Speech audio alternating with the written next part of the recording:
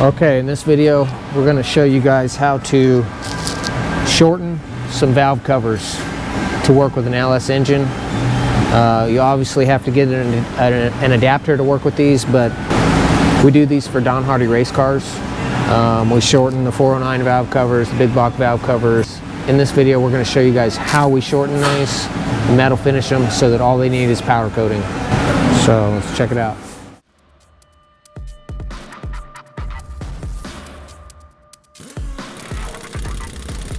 If you like this video, please hit the like button, subscribe to our channel, and ring the bell so that you can be notified when we post a new video.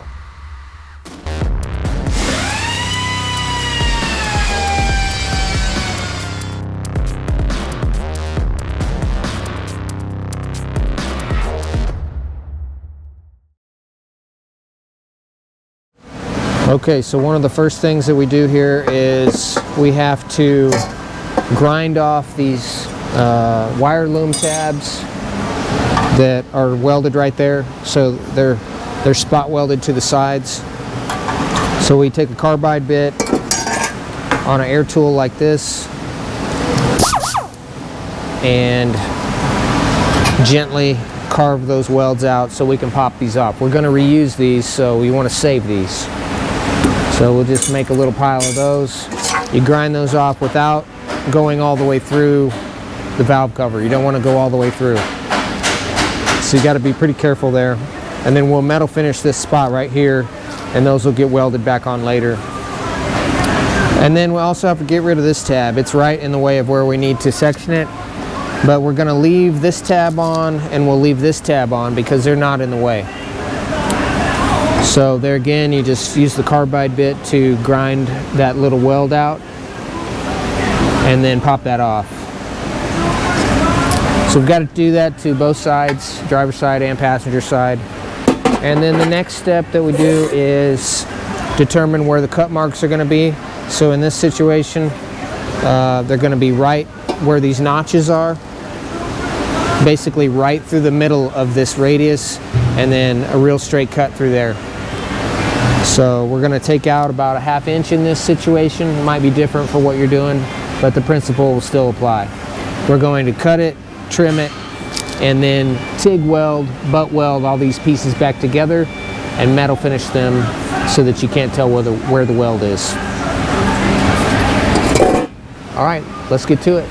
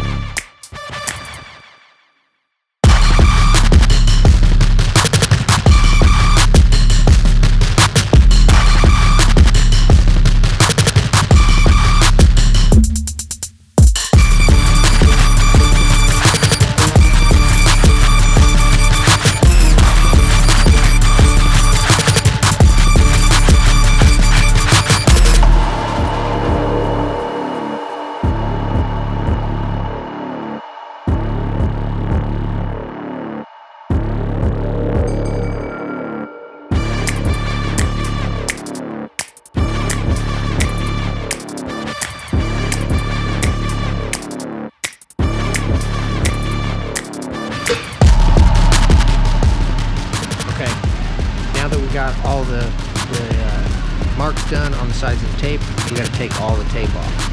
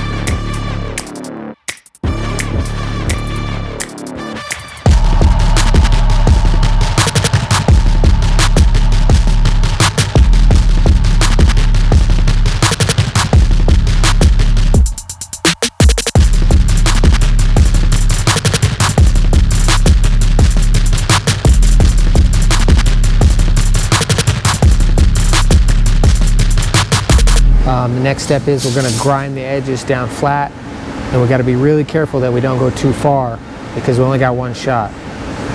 We don't want to have to add any material to these. We want to nail it on both the inside part and the outside part.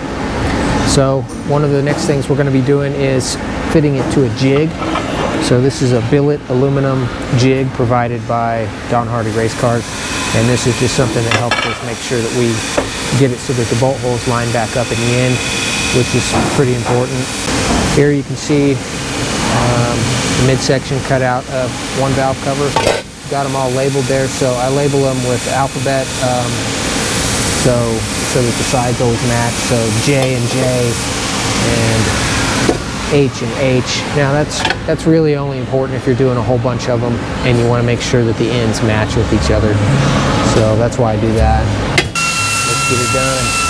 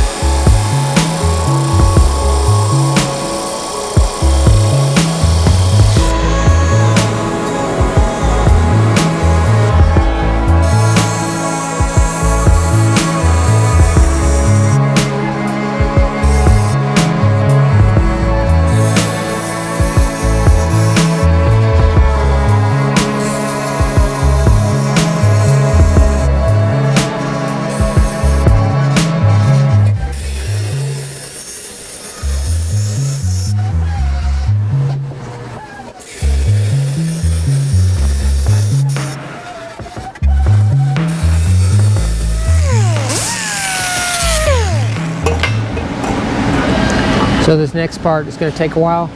We've got to go deburr all the edges because when we ground them flat on the 20-inch grinder, it left a little burr. We're going to be using our 3-inch flex backer pad that you can get at hammerfab.com. This is going to work great for getting down in there and nice tight corners and stuff. So let's get them deburred.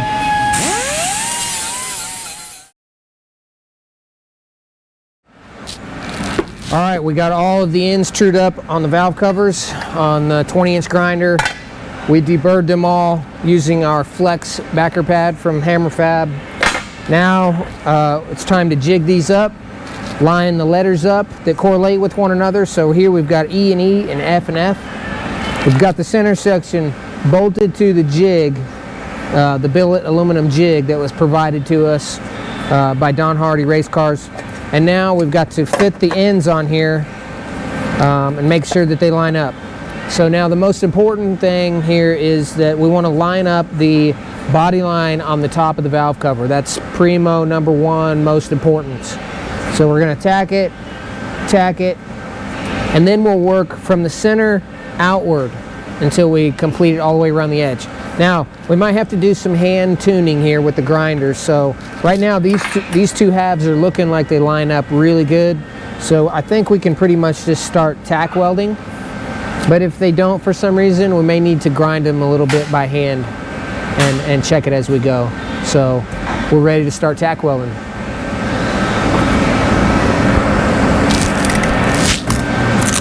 We will be using a TIG welder for this. So we've got the amperage set at 59 amps, and we're going to be mainly just fusion tacking if we can. Your fitment needs to be good enough so that you can do that, which basically means there's no gaps, no irregularities. It's just metal on metal the whole way. If you don't have that type of precise fitment, you can't fusion tack. So if your gaps are a little bit off, we need to add a little bit of fill rod as we're tacking. but that just adds one more layer of complication to things, so we're going to try and fusion tack it where we can. Here we go.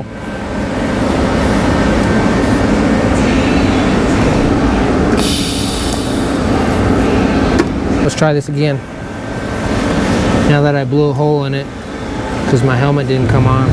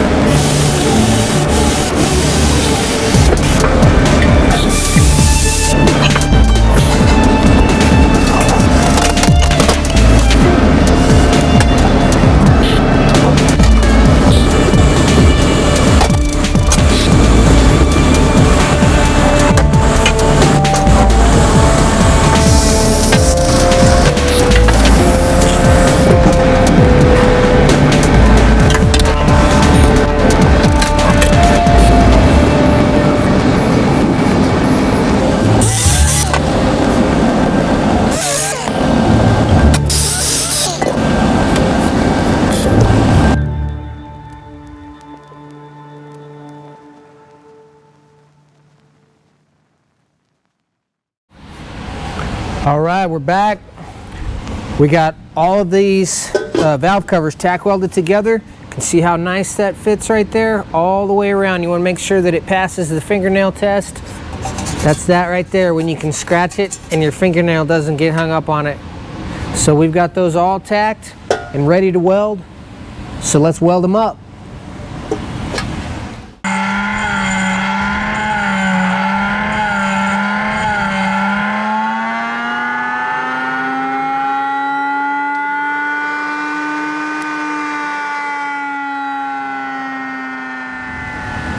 You always want to make sure that you start with a fresh, sharp tungsten. We just went over and tuned it up on the tungsten grinder that we have here at the shop. So we are ready to go. So this is a 3/32 tungsten. We're going to leave it sticking out just about like that, and that'll allow us to get down into the corners, and that should be good for on the exterior surfaces as well. So let's fire up this welder and get to it.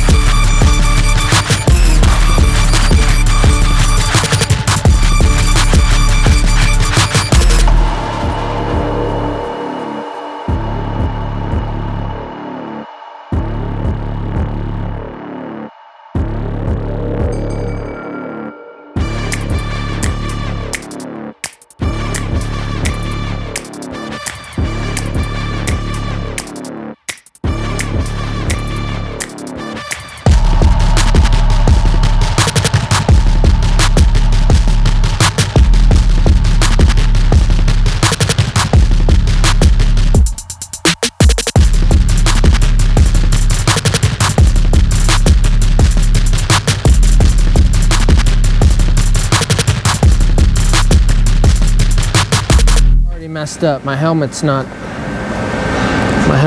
turning on. Freaking always something. Gotta get new batteries.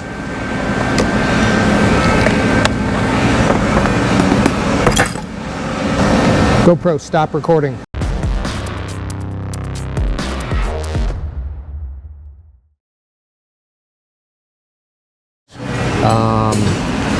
We even do